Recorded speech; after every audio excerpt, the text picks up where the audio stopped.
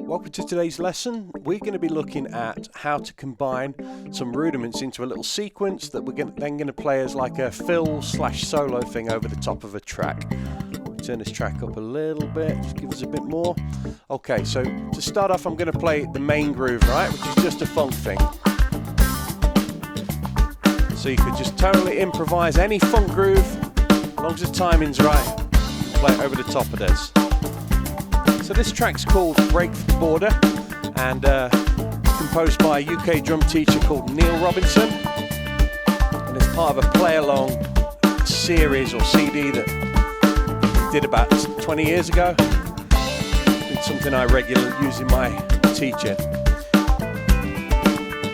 So the bit that we're going to look at is going to be later on in the song, another kind of 20 seconds I think. So I'll count you in, and I want you to really focus in on what I'm doing there. And then we'll stop the track, do a little bit of a breakdown, and I'll take you through it.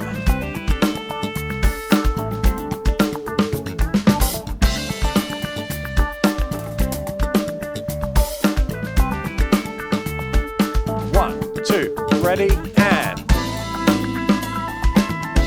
there it is.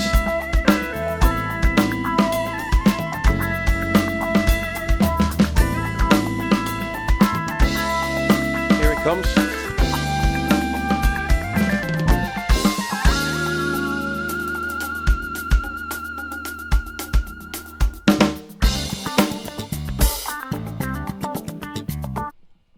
All right, so the bit we're going to focus on is that little kind of synth breakdown bit, and I'm going to show you what I played over the top of that.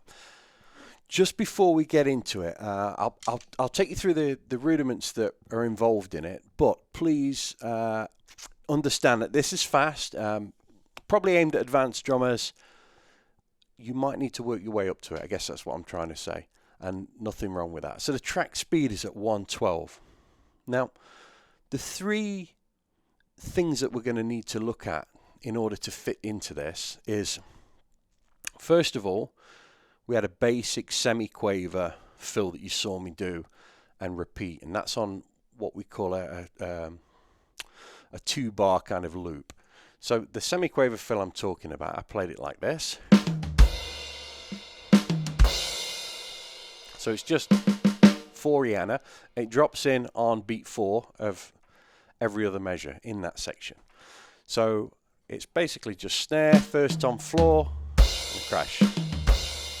So in the context of the bar, it's going to go like this. 1, 2, 3, 4.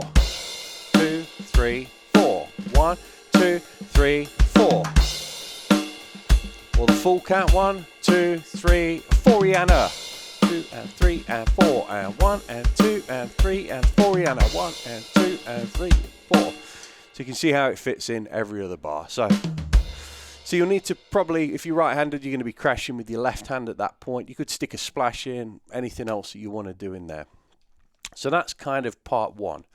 Now there is a certain sequence to this. So the sequence is, I'm going to back it up. We play a bar, then we add it in on the second bar, and then we do another straight bar, we add it in on the third, and we keep going around like that. But there's a point where it happens twice in a row. So 2 bars next to each other have this in it. I'm going to show you where that is. We'll kind of count through them. Let me find the bit in the track. I can play it along with that.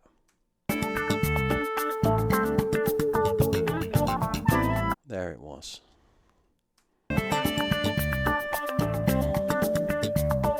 Okay, it's coming up here after 4. 1, 2, ready. There it is.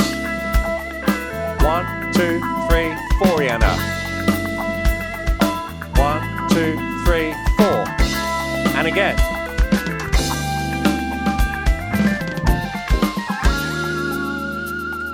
Now that bit you heard me do at the end, that's like the next thing that we're going to look at. So you've basically got just, 4 semi-quavers on that. Now the next part of it revolves around playing 30-second notes. Now 30-second, they're just single strokes, right? 4, 4 and a crash, but they land on beat 4. Now at this tempo, 112, that can be quite challenging. You're really going to be moving because in the space of one beat at 112, you're going to be running 8 notes, which is a lot. Okay, so that's that bit. So what I'm going to do is stick a click on. I'm going to play through that on beat 4 where it drops, just that little part of the fill, and we're going to do it at track speed 112. So it's going to go 1, 2, 3, 3, 4. 1, 2, 3, 2, 3, 2, 3, 2, 3, 2, 3, 2 last time. All right, so that's moving. Playing them singles, they're quite quick. Right, so that's the second bit. Now we use that as a run-up to the next part of the sequence, which is based around inverted paradiddles. I'm going to get to that in a second. First of all, I'm going to replay up to where we've got so far. Okay. Also, as I'm playing it with the track, if you listen to the rhythm of the synth melody that's happening in there in that section, you'll notice that rhythmically what I'm playing is almost the same. It really kind of complements what that part's doing, which is why I chose these rudiments and this particular phrasing. All right, let me back it up a little bit. 2, ready, and 1, 2, 3, 4, Rihanna. 2, 3, 4. And again. 2, 3, 4. Okay, so you heard that run up on the fourth beat, which took us to that section. Now the next bit is based around an inverted paradiddle. So, inverted paradiddle, right, left, left, right, left, right, right, left. So it's like a standard paradiddle, but just a slightly different sticking sequence. So the double, instead of going right, left, right, right, as we do on a normal paradiddle, it's right, left, left, right, left, right, right, left. So the double comes after the first stroke. All right, I'm going to play these. Again, bear in mind that this is aimed at more advanced drummers, so if you're finding this challenging, don't worry about it. You can do the same thing, just work with a metronome, go slower. 80 BPM is a good starting point actually, rather than the 112, because this is really cooking. All right, so let's do some inverted paradiddles just on the snare. We'll do them at 112. We'll loop them up a little bit. Here we go. After 4, 2, ready, and now you'll notice that these inverted paradiddles are not perfectly straight. I'm accenting a little bit in there.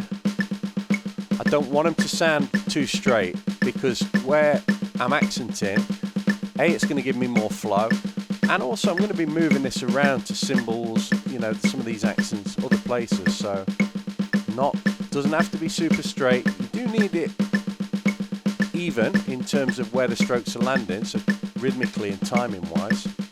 But you don't need it to be straight in terms of the dynamics. It's not drumline. Okay, so that's the inverted paradiddle at that speed. So what I was doing is breaking this down. So I'm going to break the inverted paradiddle into, well, there's 2 inverted paradiddles, because when you play right, left, left, right, that's one, and then left, right, right, left, the other backwards, that's the other one. So the first inverted paradiddle, what I'm going to do is I'm going to play the right hands on the cymbals. So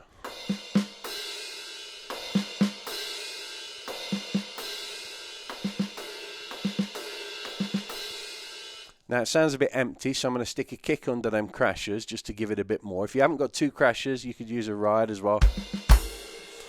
So we're going to put the kicks in with those.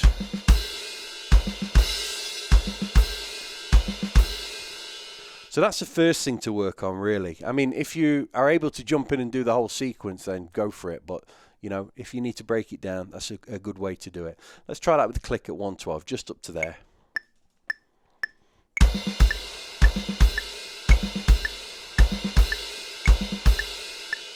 Now that feels a bit weird playing it, because where the last one lands on the inverted paradiddle is the now, so we're not quite lining up at the end of the phrase with the click.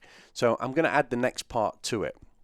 Now the next part which starts the next inverted paradiddle, is just a snare, right? So I'm going to pop that in.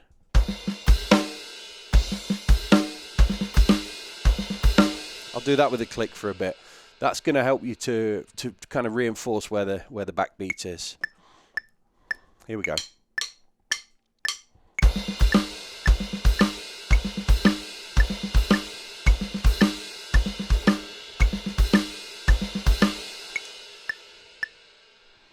Okay. Now the next one then, so we'll look at the second inverted paradiddle. Goes like this. Okay. So you've got left, right, right, and we're going to crash and bass. So if I slow this whole thing down and put those two inverted paradiddles together, you've got, okay, right, left, left, right, left, right, right, left. Crash, crash, crash.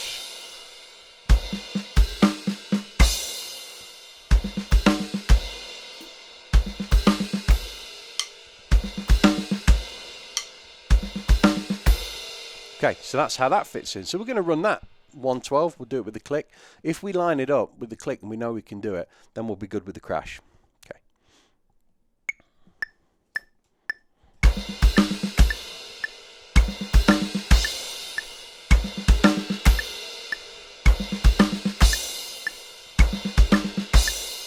Okay. So just to recap, moving into that, we've got 30-second notes. So it's going to go on that section. Try some of these with the click, 112.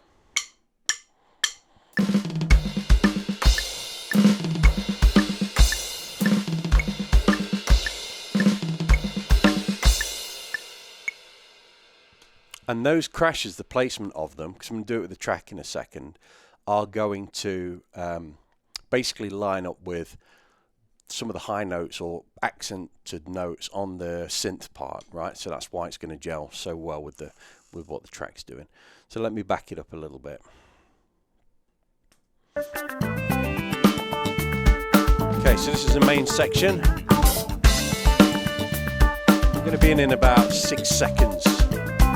I'll count you in. 1, 2, 3, 4. Rihanna. And again.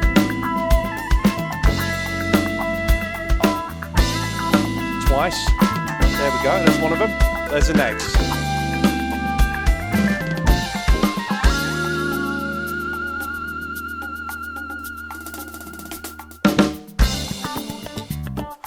All right. Let's run it one more time. And I think that'll take us to the end of this. After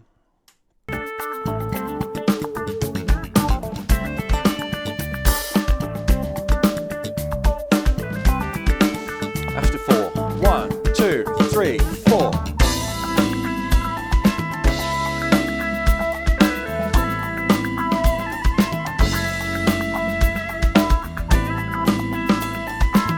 Twice through. Here we go.